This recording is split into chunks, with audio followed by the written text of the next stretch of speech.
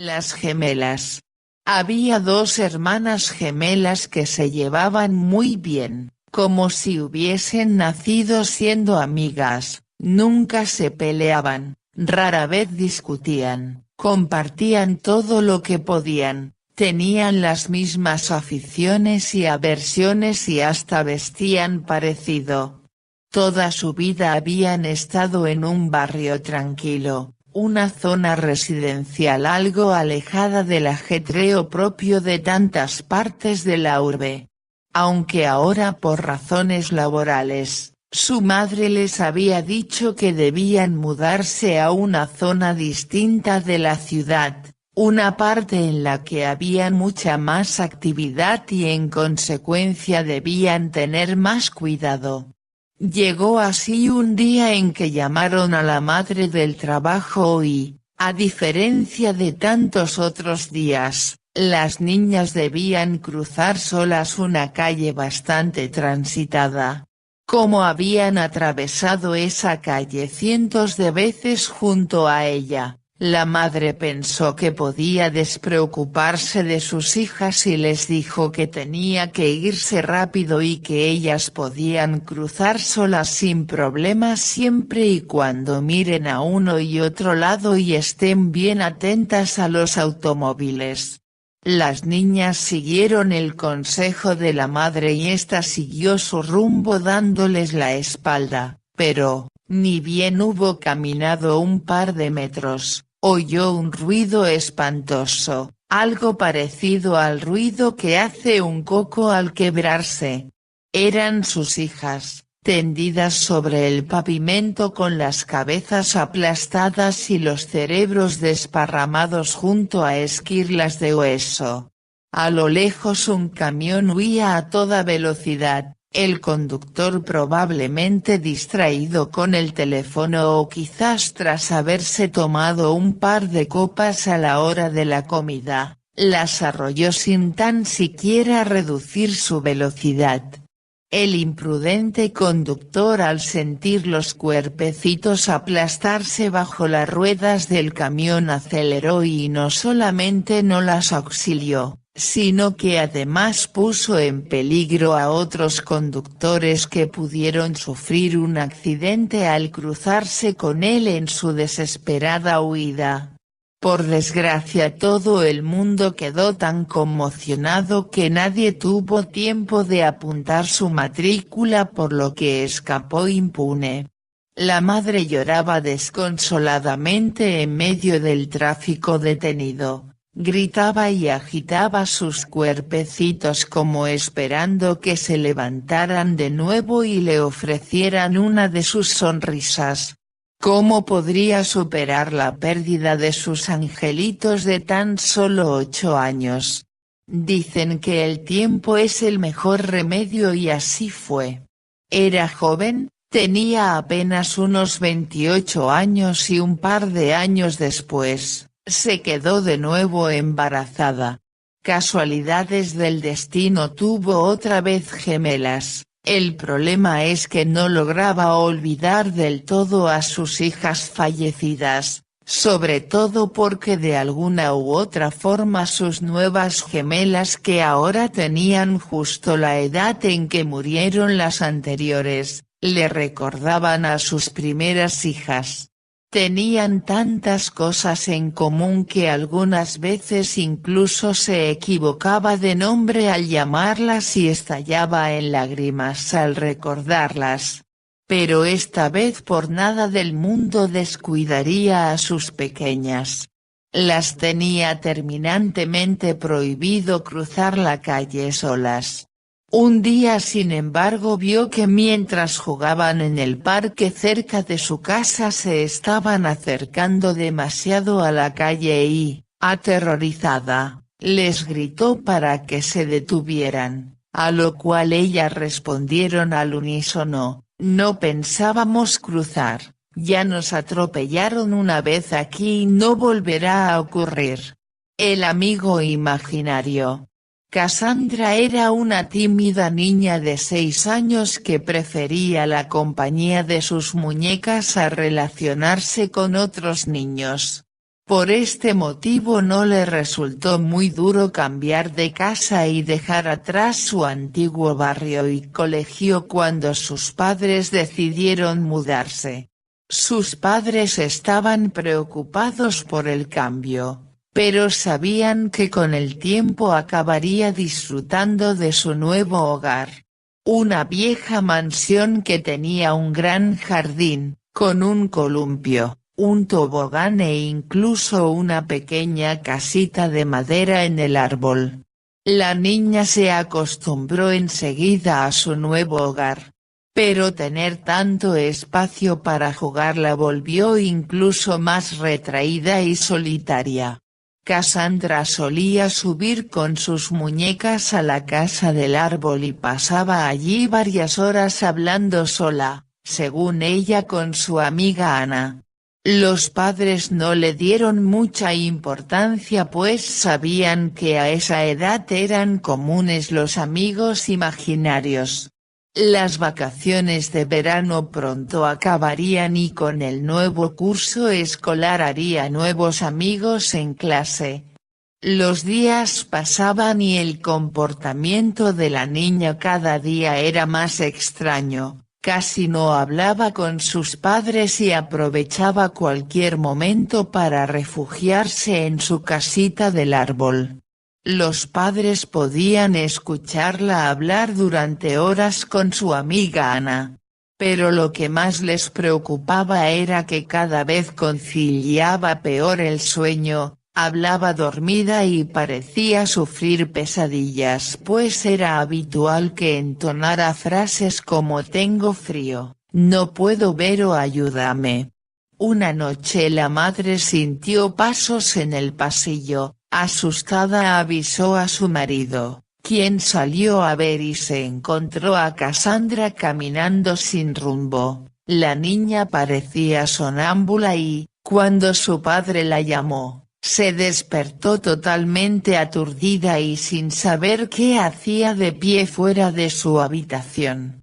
Cada vez las incursiones nocturnas de Cassandra eran más atrevidas y se alejaba más de su cuarto. Sus padres tenían miedo de que la niña saliera a la calle, sola y por la noche. Así que decidieron llevarla a una clínica del sueño en la que podrían monitorear sus hábitos de sueño para tratar su sonambulismo. Pero tras pasar 2 noches no se detectó nada extraño, de hecho en ambas ocasiones Cassandra durmió plácidamente toda la noche.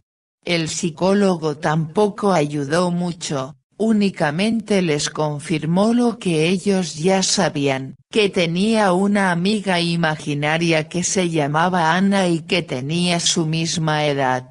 El psicólogo le restó importancia al hecho y les dijo que era relativamente frecuente, y más teniendo en cuenta que la niña prácticamente no tenía amistades. Les recomendó que pasaran más tiempo con ella y que trataran de relacionarla con más niños de su edad para que Cassandra fuera, poco a poco, olvidando a Ana y centrándose en sus amistades reales. Los padres siguieron al pie de la letra las indicaciones del psicólogo, pasaban cada vez más tiempo con ella y la dejaban poco tiempo libre para que fuera a charlar con Ana en su casa del árbol. Pero eso no hizo más que empeorar su ataque de sonambulismo. Parecía como si el tiempo que ya no pasaba con su amiga imaginaria por el día lo compensara por la noche. Sus sueños parecían cada vez más vívidos y en un par de ocasiones el padre la encontró a punto de salir al jardín. La niña cada vez parecía más agotada y con el cansancio acumulado era como si cada noche perdiera más el control y pasara más tiempo sonámbula. Una noche el padre sintió como alguien bajaba la escalera. Al ver a su hija en la puerta de casa un frío le recorrió la espalda. Al contrario que en otras ocasiones, Cuando llamó a Cassandra, la niña pareció ignorarle y solamente le dedicó una mirada fugaz antes de abrir la puerta y salir al jardín. Los ojos de su hija parecían otros, era como si no la reconociera. Asustado, bajó las escaleras y salió corriendo detrás de ella mientras la niña avanzaba en dirección a la casita del árbol. Cuando estaba a pocos metros del lugar, la niña se agachó mientras balbuceaba algo que su padre no podía entender. Cassandra comenzó a excavar el suelo con sus manos. Su padre al llegar a su lado la escuchó decir: «Tengo que salir, aquí hace mucho frío». Su padre la abrazó y sintió que su hija estaba congelada. Era como si no respondiera y luchaba por seguir cavando. Sus pequeños dedos estaban ensangrentados por arañar la tierra y golpearse con las piedras que había en el suelo. Se había roto un par de uñas y aún así parecía no despertarse. El padre no sabía qué hacer mientras la niña pataleaba y le pedía que la soltara y la dejara continuar. De repente, como si se le encendiera una luz en la cabeza, el padre dejó de llamarla por su nombre y la llamó Ana. En ese momento la niña se giró y dejó de luchar mientras se le quedó mirando. «Ana, ¿eres tú?», dijo el padre. La niña le miró fijamente con unos ojitos que imploraban que la ayudasen. Un par de segundos después se desmayó. Al instante abrió nuevamente los ojos y esta vez Cassandra con su propio cuerpo miró asustada en todas direcciones como intentando comprender dónde estaba y por qué le dolían tanto las manos. Su padre la llevó dentro de casa, donde su madre se quedó limpiando sus heridas. El daño no era tanto como parecía en la oscuridad de la noche, pero el padre sabía que tenía un asunto pendiente en el jardín, así que mientras su hija se reponía con su mujer, bajó con una linterna y una pala. Al llegar al mismo lugar donde Cassandra había excavado, volvió a sentir un escalofrío. Pero no era momento de tener miedo, empezaba a intuir el motivo por el que su hija no podía descansar por las noches y quería acabar de una vez por todas con el problema. Clavó una y otras vez la pala, hasta que pudo ver algo que le llamó la atención. Una pequeña manita huesuda apareció bajo la tierra. Era tan pequeña como la de su hija y al verla sintió una tristeza tan profunda que se puso a llorar. El padre entre llantos entró a su casa y le pidió a su mujer que no saliera al jardín bajo ningún concepto mientras él realizaba una llamada. Menos de 20 minutos después un coche de policía y un forense llegaron para levantar el cadáver de una niña de unos 6 años. Investigaciones posteriores demostraron que se trataba de Ana, una niña que había desaparecido hace un par de años en uno de los pueblos cercanos.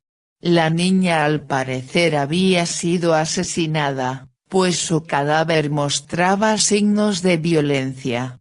El anterior propietario de la casa la había enterrado en su jardín, sabiendo que nadie podría investigar en una propiedad privada sin una orden judicial.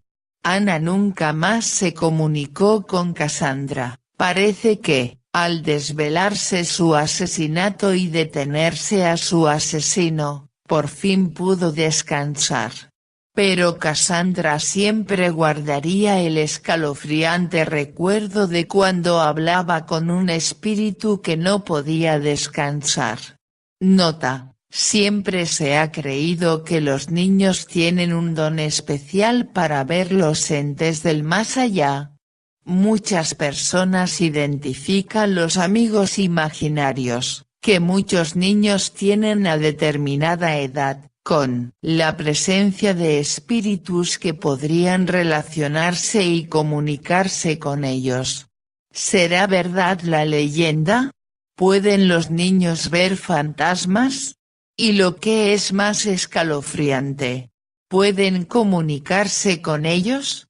Por si acaso la próxima vez que tu hijo, tu sobrino o tu hermanito hable solo y sientas un frío recorrer tu espalda, ponte a temblar porque un fantasma podría estar muy cerca.